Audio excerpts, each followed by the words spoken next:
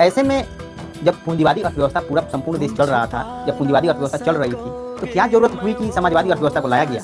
कुछ तो कमियां रही होगी। तो इसमें बहुत सारी कमियां रही। कौन कौन कमियां रही? तो इसमें ये देखा गया कि जब वस्तु की डिमांड बढ़ रहा था, लोगों का डिमांड बढ़ रहा था, तो इसका जो कीमत है वो बढ़ा दिया जाता था ताकि खूब लाभ कमाया जा सके।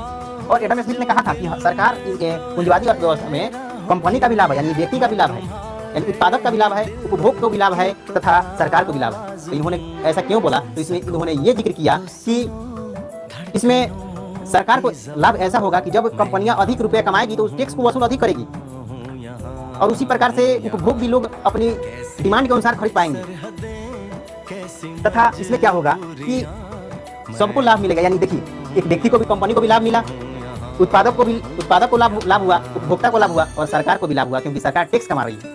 लेकिन बाद में ऐसा नहीं हुआ। ये देखा गया कि कंपनियां जो है मांग जैसे बढ़ रही थी तो उसकी कीमत को बढ़ा देती थी, पूर्ति कम कर देती थी, और हुआ ये कि धीरे धीरे इसमें अनेक समस्याएं आने लगी, और अनेक समस्याओं आने का जो है एक नया अर्थव्यवस्था का जन्म हुआ, जिसे कहा जाता है समाजवादी अर्थव्यवस्था। और समाजवादी अर्थव्यवस्था का जन्म सबसे पहले ही किसे मनाया है? तो उसे कार्ल मार्क्स मनाया है, क्योंकि उन्होंने दास कैपिटल में ये लिख दिया कि सभी देश के मजदूर एक हो जाओ, सभी देश के मजदूर एक हो जाओ, तब तुम्हारी पूंजीपति वर्ग धड़ाम से गिरेगी।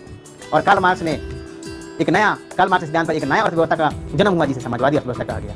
तो आइए देखते हैं समाजवादी अर्थव्यवस्था क्या कहलाता है।